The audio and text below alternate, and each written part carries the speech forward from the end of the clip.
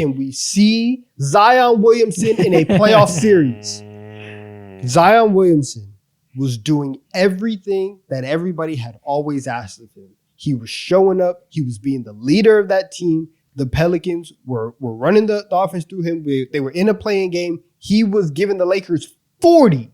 They were on track to win that game. And it was going to be because of Zion Williamson and because of his performance. And we were going to see the Pelicans in the first round against the Thunder. I think that the Thunder still would have won, but it would have been fun to see Zion go up against that team. We are getting closer and closer. We're getting, healthy and healthier seasons of Zion. We're seeing the Pelicans start to realize this is kind of how you build around a guy like that. Now, while they make moves that go against that, still, you understand that he's the guy. All I want to see, I don't care if they're the 8th seed. I don't care if they're the 6th seed. I want to see 4 to 5 games of Zion Williamson in a playoff situation. I want to see him against playoff defenses and against teams that scheme for him for 2 weeks straight. That's all I want to see. And if we get it, I will be so, so happy because it's about time that we see Zion on that stage. And that's one of the biggest things I want this year. I am with you. And I've been banging on the Zion drum since we started the podcast. I'm as high on him as anybody. In the comments routinely let us hear about it because all the haters constantly get fuel because he constantly gets injured and constantly is held back from developing as much as he can, constantly held back from leading a team in a playoff setting, which no matter what you do in the regular season, PR is entirely defined by what you do in the playoffs. People forget so fast what your performances are from October through May if you don't do it in the playoffs. And for him, your whole career is based on bad injury luck. The second something goes well for you and you have the game of your career, bad injury luck strikes. So all it's done is fully reaffirm everything anybody's ever thought. If you've hated on him, congrats, you've been right thus far. I just hope you're wrong. I hope, fuck you. And I hope that everything goes wrong for your agendas. That's what I think. I'd love for you to be wrong. My God. I don't understand. We've gone through the whole summer. And so you obviously get the old highlight tapes. And it's crazy because you see, the Derrick Rose stuff, but we're moving out of that generation. And you're getting to a generation of people who saw Zion Williamson at Duke in 2018 to 2019, who was doing 360 windmills, who was jumping from the edge of the paint to the corner to block shots. You saw one of the most athletic people you've ever seen. And you've seen the highlights and like, man, what happened to this guy?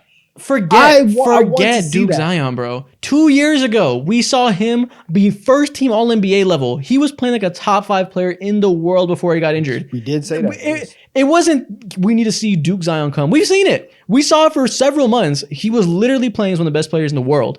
Then this past season came around and they didn't entirely play through him. For most of the year, the first half of the season, they weren't playing point Zion at all. They were kind of playing around everybody else, probably because they know they have to prepare for a world in which he gets hurt, so they didn't want to be too reliant on him. And that kind of slowed down that narrative of him being one of the best players in the world when he's healthy. But second half of the year, they went more towards that, and he erupted again. Like, even if that type of jumping ability never comes around, it's once again like the Luka thing. He's still the best player he's ever been, despite not being quite as bouncy as he once was. And we've seen him do it in the NBA. 270. And will barrel into anybody. Like, it's still extremely hard to get rebounds over Zion. It's hard to stop him from getting to the rim. It's hard to stop him from being successful when you have a literal freight train barreling at you. That's all I want to see. I just want to see them. I want to see him in a playoff series. Dude, just 2 years or 3 years ago, in his second year in the NBA, we saw him put up 27 points on like 60% shooting from the field or whatever. As a second-year player, unheard of, unforeseen stuff.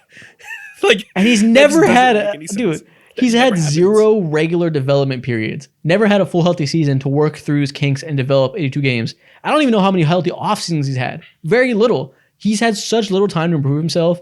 He's basically been this good, like you said, since year 2, which was essentially year 1 for him. He's been this good out the gates and just hasn't had the opportunity to show it in a playoff setting. But it's just crazy that think about how good he was as essentially a rookie. If he had the regular development curve of a regular star player, we would be looking at a top 5 to 8 player in the world right now, I think. The last few players in my mind who had like an insane first to second year leap are guys like Luka Doncic. Trae Young put up 28 points per game in the second year. Oh my too, or God. something crazy like that. I'm just speaking fucking facts. I did not lie.